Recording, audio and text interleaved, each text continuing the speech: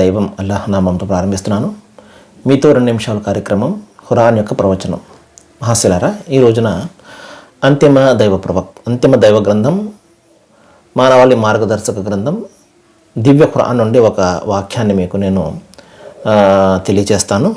అది 11వ అధ్యాయము 3వ వాక్యం.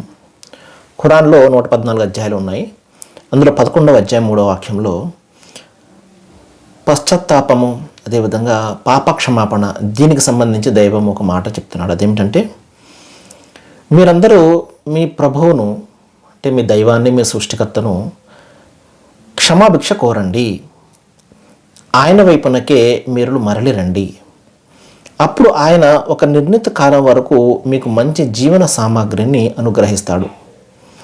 అనుగ్రహాలకు అర్హుడైన ప్రతి వానికి ఆయన తన అనుగ్రహాలు ప్రసాదిస్తాడు. మహాశిలరా, ఈ వాక్యం సహజంగా మనము చూసినప్పుడు ఇక్కడ ఒక రకమైన సందేహం కలుగుతుంది. అదేమిటంటే, అంటే దైవం వైపునకు మరలితేనే ఆయన మంచి జీవన సామగ్రిని ఇస్తాడా? అలా అయితే మరి దైవాన్ని నమ్మనటువంటి అనేక మంది పాపాత్ములు ఉన్నారు ఈ ప్రపంచంలో. కోట్లాది రూపాయల స్కాములు చేస్తూ ఉన్నారు. మరి వారు దైవం వైపునకు మరలడం అనేదే లేదు. దైవాన్ని నమ్మేవాళ్ళు అయితే ఈ విధంగా ప్రజలను మోసగించరు కదా.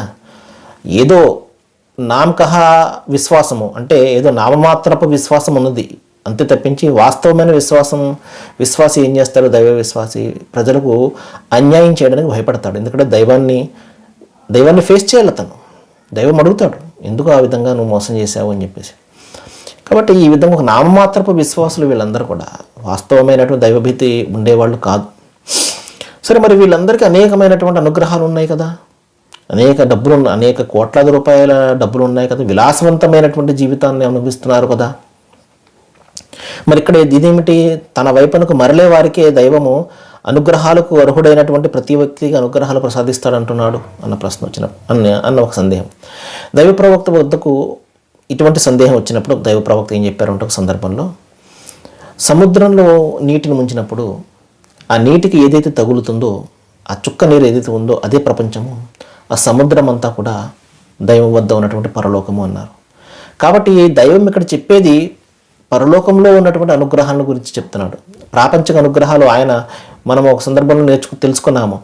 వల్లాహు ఎర్జుహు మయ్యషా బిగైరి హిసాబ్. ఆయన తను తలచిన వారికి అనేకమైనటువంటి అనుగ్రహాలు ఇచ్చేస్తాడు. ఎందుకంటే ప్రపంచం ఆయన దృష్టిలో ఒక దోమరెక్కకు ఉన్నంత వాల్యూ కూడా దైవం వద్ద లేదు కాబట్టి ఇక్కడ దైవం చెప్పే విషయం ఏమిటంటే, ఆయన వైపునకు క్షమాపణ కోసం మరలినప్పుడు వాస్తవమైన